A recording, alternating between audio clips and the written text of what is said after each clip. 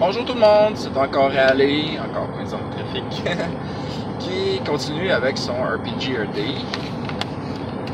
Alors, jour numéro 7. Comment est-ce qu'un maître de jeu peut mettre les enjeux importants? Question intéressante. Les enjeux.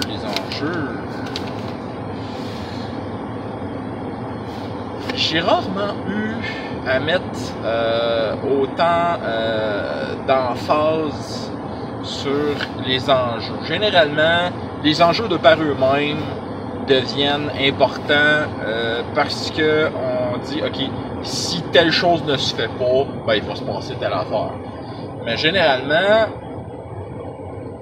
on joue avec des enjeux qui sont soit directement la vie des joueurs en tant que tels, ou donc des enjeux à très court terme, ou des enjeux à plus long terme, genre sauver la galaxie, libérer la galaxie, combattre l'Empire,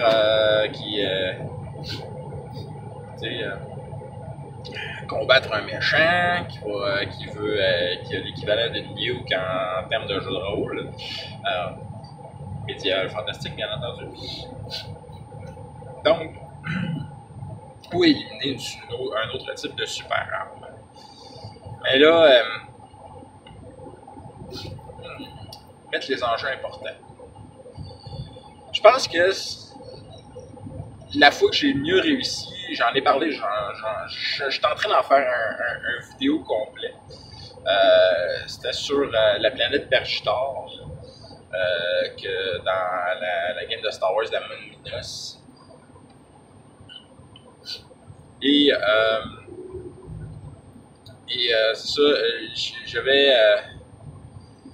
C'est la 5e fois que je fais la campagne de la Mon Minos, puis cette fois-là, j'ai réussi. J'en parle plus dans cette vidéo-là qui va sortir relativement bientôt.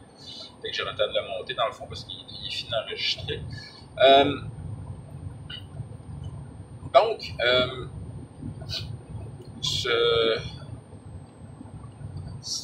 le fait est que j'ai beaucoup de difficulté à mettre les enjeux, l'importance de cette planète-là. C'est une planète qui peut être importante. Et j'ai réussi, de par mon roleplay, je dirais, par rapport à plusieurs choses. Le roleplay que j'ai réussi à faire, de ma description de la planète, les événements que j'ai introduits, aussi, étonnamment, de parler avec des joueurs. Les joueurs eux-mêmes m'ont mis certaines petites situations. Des fois, c'était un petit rien, pas tout, là, qui ont dit, est-ce que l'affaire est de telle façon? Et moi, dans ma tête, je me dis, ben, c'est donc ben cool. Pourquoi est-ce qu'elle ne serait pas? Ben, elle va l'être. That's it. J'ai déjà dit, je vais le répéter, une des grandes qualités d'un maître de jeu, c'est de savoir improviser avec ce que les joueurs vont vous donner. D'abord, avant tout, en tant que maître de jeu, on est un animateur. C'est souvent le même d'ailleurs dans certains jeux de rôle européens qui décrivent le rôle d'un maître de jeu. On est un animateur. On est là pour animer une situation puis leur donner un spectacle. Ils sont acteurs d'un spectacle. Un spectacle dont ils ne connaissent pas du tout le texte de la situation. C'est de l'improvisation à 110 000 % et c'est génial. Mais c'est pas de l'improvisation devant le public parce que non, ça serait trop gênant, on serait poigné par notre chose. Non, mais si on le fait rien qu'entre nous autres, entre amis, ça va découler tout seul. Là. On se connaît tous, on est. Ça devient vivant, ça devient une affaire entre amis, entre chums. Ça va rester entre nous autres. Mais non, au final, on en parle avec grand mémoire, comme si on avait vraiment sauvé la galaxie. Mais bon. Fait que donc, les enjeux étaient plus importants parce que de ces enjeux-là découle la liberté d'une planète, la rébellion d'une planète en fait. Et d'une planète dont l'Empire peut peut regretter sa libération. C'est une planète qui, de toute façon, le monde qui sont là, il y en a rien que quelques-uns qui sont d'accord sur ce que c'est là. La majorité du monde n'aime pas ça, vivre de la façon, mais tu sais, genre, ils connaissent rien que cette façon de vivre-là, tu sais. Mais c'est ça, il y a une petite rébellion qui s'en va, mais c'est parce qu'ils n'osent pas lever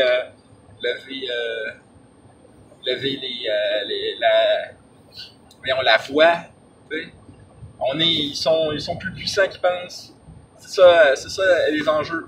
Les 4 premières fois que j'ai fait cette planète-là, les gens pouvaient pas s'en rendre, les joueurs s'en sont pas rendus compte parce qu'ils voyaient juste l'intérêt grégaire rapide, tu sais. Il n'y a pas de job à avoir ici. Il y a peut-être de la job, mais je veux dire, il n'y a pas de monde qui sont prêts à marchander avec nous autres, fait que ça n'a pas d'intérêt que je retourne ici sur cette planète-là. Fait que non, c'est. J'explique dans l'autre vidéo plus de détails sur cette planète-là. Fait que donc, c'est ça. Mettre l'enjeu sur une planète découle de beaucoup de facteurs.